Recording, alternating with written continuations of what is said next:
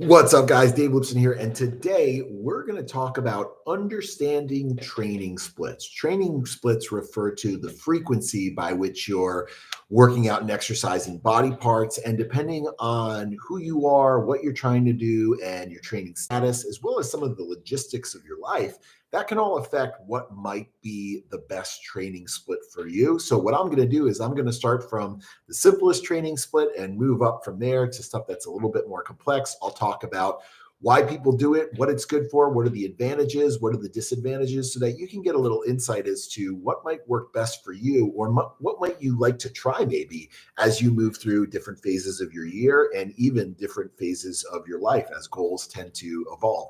So first off, I want to start with a great training split for a new athlete, right? This is somebody who's maybe taking a hiatus from fitness, right? Maybe they've been away for a while. Maybe they've had an injury or a surgery.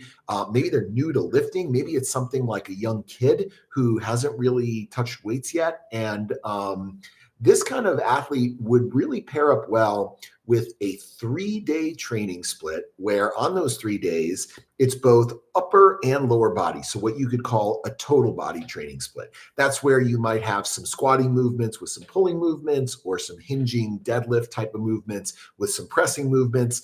Here are the reasons why that works really effectively. First off, new athletes or athletes with injury or athletes coming back into it, typically they don't have a lot of capacity. So it's going to be really hard for them to get enough intensity to really get their body to adapt at a remarkable pace by just hitting just a singular body part, because they're really just kind of getting familiar with things, and it's not going to really pack the same punch as, say, an experienced athlete that can absolutely hammer that stuff. Another reason that it's advantageous is the recovery time, right? So you might go Monday, Wednesday, Friday, or one day on and one day off. You might be training every 48 hours. That allows you to actually get a full day of resting and healing in before you go back. Another great reason for this is also just getting familiarity with movements, being able to practice squat-based movements and pressing-based movements, and being able to do them with a good frequency to develop a vernacular for this stuff. So, if you're someone who is coming off of injury or surgery or getting back into it, or if you're trying to train your son and introduce him to weights, I would definitely recommend starting with something like a 3-day split. And that's exactly what we did with our 90-day Get Huge program. That's really the idea here with this, is like, hey, if you're new to hypertrophy training, if you're trying to maybe blend other things with hypertrophy training or building muscle. So if you're like, say, a sports specific athlete or a CrossFitter who just wants to run a hypertrophy template on top of their, CrossFit they're doing every day, that can be a really helpful one. As well as, this is actually the program that I created for myself after losing a bunch of weight post back surgery, where I wanted to put on size, but I couldn't really lift heavy. So it was a matter of accumulating lots of volume and getting lots of recovery and being able to get intensity out of really light weights, essentially. Okay, the next training split we're going to talk about is a 4-day training split.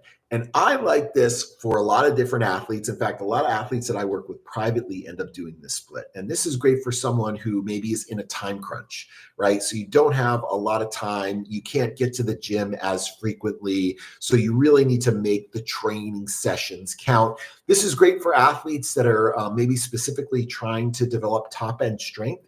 And a 4-day training split is something you'll see a lot of power lifters use too, where they might be doing 2 upper and 2 lower body days. They also might be doing, 2 max effort days and 2 kind of dynamic effort or technique days, which is called the conjugate system.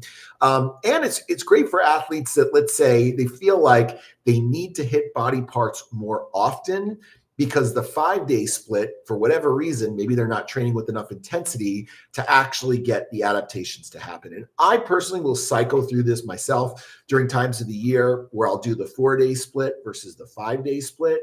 And it really just depends. If I'm crunched for time and I don't have 5 days to go to the gym for an hour plus, I'll do a 4-day split and just try to get 4 good days in, where I'll pair pushing with pulling, or doing one leg day that might be a quad focused leg day, and another leg day that might be a hamstring focused leg day. Placing auxiliary arm and shoulder work on those upper body days is kind of the last movements. And that's something very similar to what you'll see in our Muscle Anarchy 4-day program, where we just take the full Muscle Anarchy program and start to divide it up into that 4-day split. So that would be essentially the second one. Now, the last one is my favorite one. And it's the one that I found most effective for most people, especially trained athletes, and especially athletes that are over the age of 30 or 35 who maybe have done CrossFit and have some city miles on their bodies and joints. And I personally like it. It's the one that I found the most success with. And it's the split where we do something like our Muscle Anarchy program: legs, chest, back, shoulders, and arms, Monday through Friday.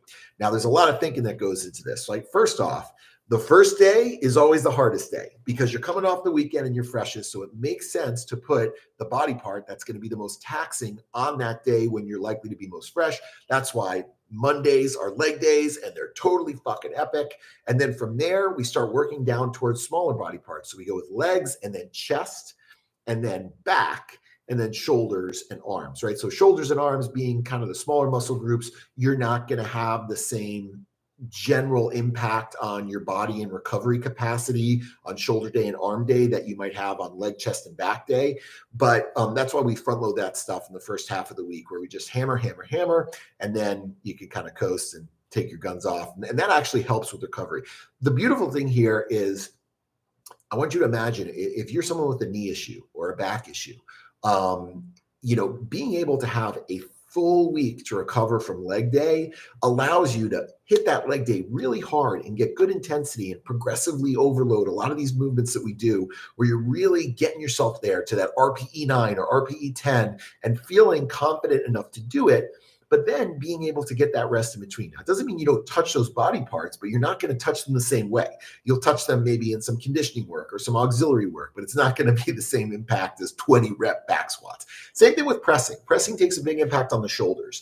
So, if you're someone like me who's got a little bit of a labrum thing and a little bit of a rotator cuff thing, it really takes a full week for me to recover from a good, hard, voluminous pressing day. So we'll get a full week to recover from that. Having said that, there's also some shoulders on shoulder day, but it's a different plane of movement, all right? There's also some sagittal pressing on arm day, but it might be like push-ups or band work or a bar dip or maybe a closed grip bench press. But it doesn't take the same impact as doing that heavy, high volume bench press type of movement. And that really assists in recovery. And honestly, I think that if you're looking for progress and you're an intermediate level athlete, I think that's the best split to do, where you take the approach of every exercise, there's going to be one or two sets where, for lack of a better word, this is your CrossFit Games, right? You're going to go for it. You're going to hit it hard. You're going to record your score, and you're going to make sure that you're really taking yourself there. And it's about stimulating muscle growth and hammering those muscles, but then allowing that recovery time. And I think that's why so many people in Muscle Anarchy see such valuable effects in terms of orthopedic improvement, because that recovery time is built in versus a system like CrossFit where it's all constantly varied. So you might squat 3 days in a row or get, really beat up over time because there isn't any kind of intentional framework in there. So just a little spiel on splits. Hope I didn't go too long. Hope you guys enjoyed it. Let me know, questions, comments. And if you're interested, you can find the Muscle Anarchy, a 3-day, a 4-day, and the 5-day splits all in SugarWOD. We also have express tracks, as you guys know. So even if you are crunched for time and you can't get that full hour in, the Muscle Anarchy Express is a great option in a 5-day split to just get right to the meat and potatoes and hit 3 good core hard compound lifts to get that stimulation and allow for that recovery time routine. Hope you guys enjoyed it, and I will see you later.